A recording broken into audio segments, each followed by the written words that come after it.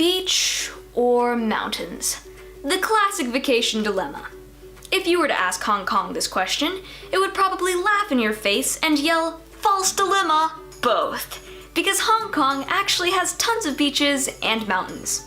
Over the past couple of weeks, we've actually gotten to go to several of them, and that is the topic of this episode. This vlog still does not have a name, so if you have any suggestions, please leave it in the comments below. Anyway, let's jump right into our first location, which was the first place that we went to, a beach called Repulse Bay. We went there in a car with my dad driving, which would have been fine, except for he's still not used to driving on the left side of the road in the traffic in Hong Kong. On the way there, he rode straight over a roundabout and almost killed half a dozen pedestrians. But we did make it there without any incidents of manslaughter and enjoyed our time there. The water was shockingly warm for a beach in October. Another difference from the States was the quality of the sand. It's much grainier and there are a lot more shells.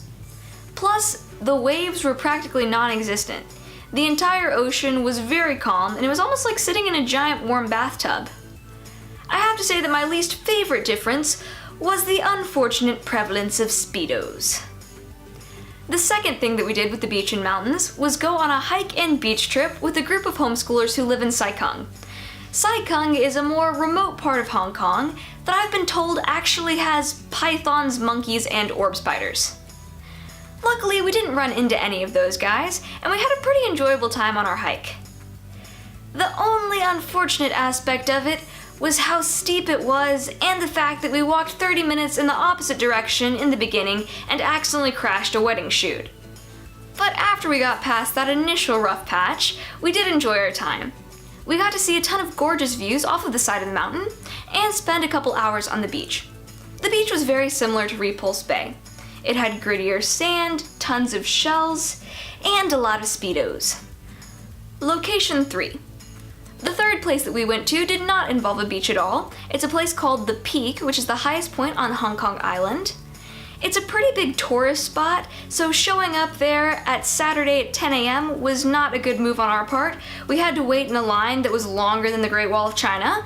But once we finally made it to the front, we hopped onto this little red tram that took us up the side of the mountain. Once we were there, we got to hang out on this observation deck and take pictures of the surrounding countryside. It was pretty fun to be in a position where I was dwarfing 40-story buildings. You know, I'm not really someone who gets to dwarf things very often.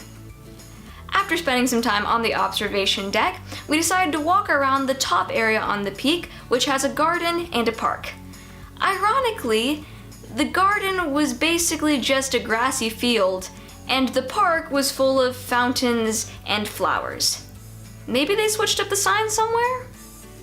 I was pretty surprised by the number of flowers that were still out there and blooming, even in November. One of my favorite parts of the park was an area that was full of blue flowers and had a bunch of butterflies going around. I wasn't able to get a picture of the top of their wings, which were iridescent and blue, but here's one that shows the side view of it. In addition to enjoying the garden and park, I also thought that the gift shop was kind of entertaining. They had a full-sized wax statue of the Wolverine, plus some incredibly tacky dog purses, and hilariously overpriced Japanese food. Anyway, there's a brief summary of our 3 trips to the beach and the mountains. In future episodes, I'm going to be talking about our trip to Japan that we recently got back from, and giving you a tour of our new apartment, which is finally unpacked. So, see you then!